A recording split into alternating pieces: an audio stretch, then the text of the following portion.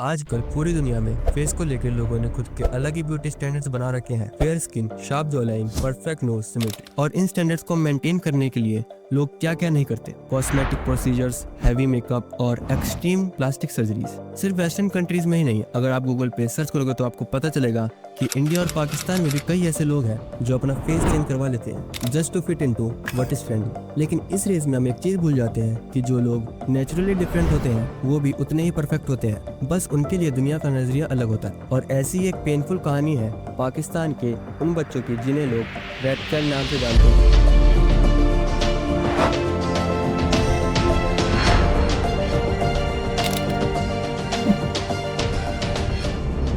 पाकिस्तान के कुछ एरियाज में जिन बच्चों का हेड साइज अनयूजुअल तरीके से छोटा होता है उन्हें लोग ताने देके बुलाते हैं, चूहा या फिर रेड चाइल्ड कहते हैं। मेडिकल लैंग्वेज में इस कंडीशन को कहते हैं माइक्रोकेफली।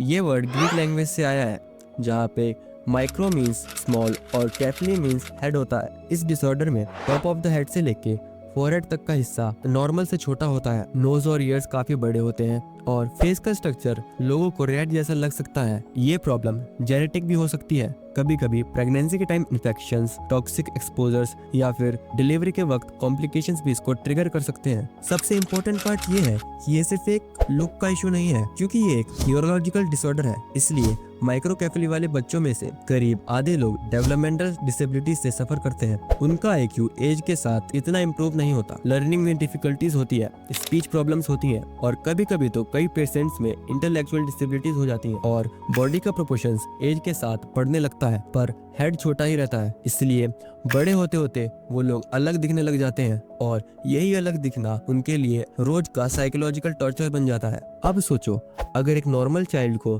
सोसाइटी एक्सेप्ट ना करे तो उसके पेरेंट्स उसकी शील्ड बन जाते हैं, बट माइक्रोकेफली के बच्चों के केस में ऐसा कुछ नहीं है। पाकिस्तान के कई एरियाज में ये शील्ड भी टूट जाती है, जहाँ पे कुछ पेरेंट्स की फाइनेंशियल कंडीशन वीक होती है, मेडिकल केयर नहीं मिल पाती और लोग क्या कहेंगे ये सब सोच के घर में एक एम्बेरसमेंट का माहौल बन जाता है। और कई पेरेंट्स अपने बच्चों को हॉस्पिटल के बाहर ही छोड़ देते हैं और कुछ NGOs के गेट पे अमेंडमेंट कर देते हैं और कुछ मजार के आसपास डंप कर देते हैं। कुछ साल पहले एक केस रिपोर्ट हुआ था जहाँ पे 6 महीने का फिजिकली डिसेबल्ड बेबी हॉस्पिटल के बाहर छोड़ दिया गया था। इंस्टीट्यूशंस, NGOs जितना हो सके उतनी केयर करते हैं, ट्रीटमेंट, सर्जरी, बेसिक एजुकेशन सब देते हैं, लेकिन एक चीज रह जाती है, वो है पेरेंट्स का प्यार। जो थोड़े पेरेंट्स अपने माइक्रोकेफली वाले बच्चों को घर पर रखते हैं उनके पास भी अवेयरनेस और पैसे नहीं होते और सोशल प्रेशर बहुत ज्यादा होता है। कभी कभी तो फ्रस्ट्रेशन में वो उन्हीं बच्चों पे हाथ उठा देते हैं और गालियां देते हैं। ये सिर्फ फिजिकली पेन नहीं है, ये उनके लिए लाइफ लॉन्ग इमोशनल स्कार बन जाता है। पुराने जमाने में पाकिस्तान के अंदर एक पर्टिकुलर दरगाह का नाम इस स्टोरी का सेंटर बन गया, दरबार हजरत शाह दौला। यहाँ माइक्रोकेफली वाले बच्चे बड़े स्केल पर देखे जाते थे। लोग कल उनको बुलाते थे rats of Shah Daula. Islamic tradition में ऐसे श्राइन्स को मजार बोला जाता है। बहुत से लोग यहाँ मन्नतें मांगते हैं।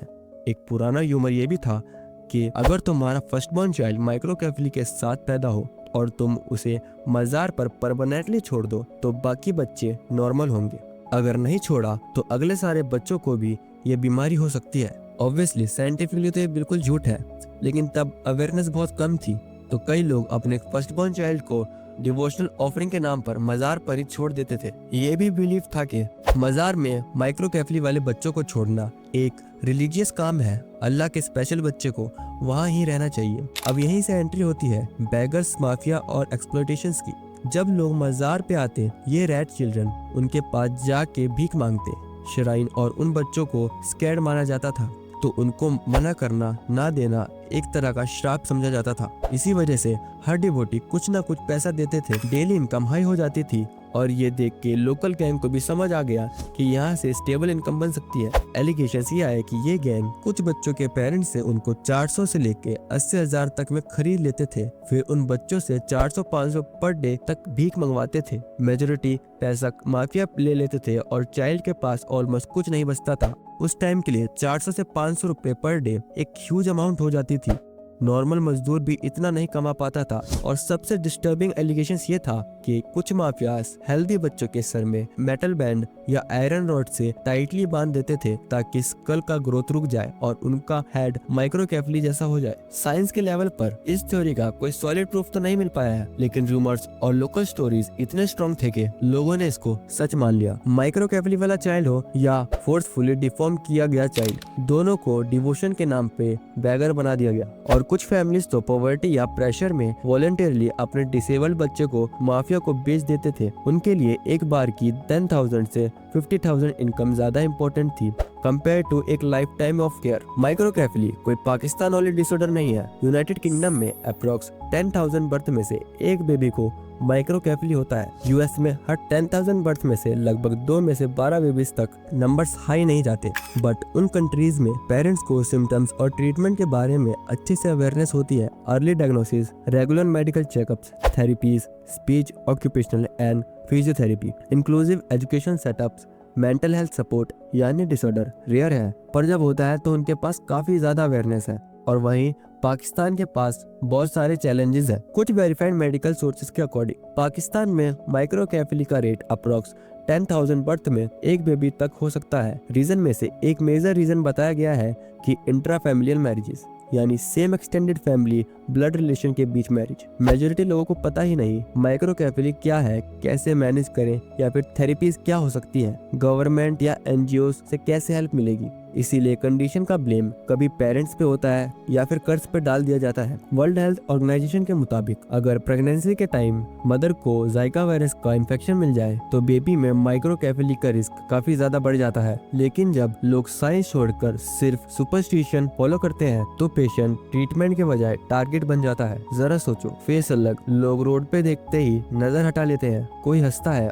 कोई दया दिखाता है और तो और नाम से भी नहीं बुलाते। इस कंसिस्टेंट हेट की वजह से बहुत से माइक्रोकेफली वाले पेशेंट्स लोगों से बात करना बंद कर देते हैं, अपने आप में चुप हो जाते हैं, कभी मजार के एक कॉर्नर में ब्लैंक स्टेयर के साथ बैठे रहते हैं, कभी बिना रीजन ज्यादा देर तक हंसते या रोते रहते हैं। जब कोई एनजीओ वर्कर या डॉक्टर उनके पास आकर उनको एग्जामिन करने लगता है या बात करने की कोशिश करता है या हेल्प करने की कोशिश करता है तो कुछ पेशेंट डर के मारे चिल्लाने लगते हैं, क्योंकि उनका पूरा लाइफ इक्वेशन सिर्फ इतना ही रहा है कि लोग आए हैं तो कोई ना कोई तो ताना मारेंगे। इस एक्सप्लॉयटेशन और आइसोलेशन के रियल पेन को कुछ फिल्मों ने कैप्चर करने की कोशिश की है, जैसे मट्टू नाम की डॉक्यूमेंट्री और द रेड चाइल्ड नाम की शॉर्ट फिल्म। इसमें दिखाया गया है daily humiliation, physical struggle, emotional breakdown और एक basic demand, just treat us like humans. Microcephaly जैसे डिसऑर्डर का कोई डायरेक्ट क्योर तो नहीं है। हम हेड का साइज दोबारा बड़ा नहीं कर सकते, बट इसका मतलब ये भी नहीं कि हम किसी भी पेशेंट को हेल्पलेस फील कराएं। हम कुछ मेजर्स के थ्रू और थेरेपीज के थ्रू इसको बेटर जरूर कर सकते हैं। स्पीच थेरेपी कम्युनिकेशन इंप्रूव करने के लिए, occupational therapy daily life skills, self care, independence improve करने के लिए, एंड रेगुलर मेडिकल चेकअप। जितनी अर्ली इन्वेंशन होगी उतना बेटर चांस होगा एक स्टेबल लाइफ का, बेसिक इंडिपेंडेंस का और डिग्निटी जैसी प्रॉब्लम से डील करने का। पाकिस्तान में कई फैमिलीज ये बिलीव करती हैं ये तो नेचर का डिसीजन है, अगर हम ट्रीटमेंट लेंगे तो हम नेचर के अंगेज जा रहे हैं। इस थिंकिंग की वजह से वो थेरेपीज कंसीडर ही नहीं की जाती। ये लोग नहीं समझते कि डॉक्टर बीमारी क्रिएट नहीं कर रहा, डॉक्टर से बीमारी के इफेक्ट को रिड्यूस करने की कोशिश कर रहा है। गुड न्यूज ये है कि ये इशू कंप्लीटली इग्नोर नहीं हो रहा है। पाकिस्तान गवर्नमेंट ने बैगिंग रैकेट्स के अगेंस्ट कुछ स्ट्रिक्ट लॉज बनाए हैं, स्पेशली उन गैंग्स के खिलाफ जो डिसेबल्ड या माइक्रोकेफली पेशेंट को फोर्स बैगिंग में पुश करते हैं। Child protection and welfare bureau के लोगों ने अब तक 30 के करीब बैगर माफिया को बस्ट किया है, जहां डिसेबल्ड बच्चे एक्सप्लॉयटेशन के सेंटर थे। श्राइन जैसे शाहदौला का मैनेजमेंट ग्रेजुअली गवर्नमेंट कंट्रोल के अंदर आया है और इसके रिजल्ट में उन श्राइन के अंदर डायरेक्टली रेड चिल्ड्रन के ऑर्गेनाइज्ड बैगिंग काफी हद तक कम कर दी गई है। लेकिन प्रॉब्लम यहाँ खत्म नहीं हुई।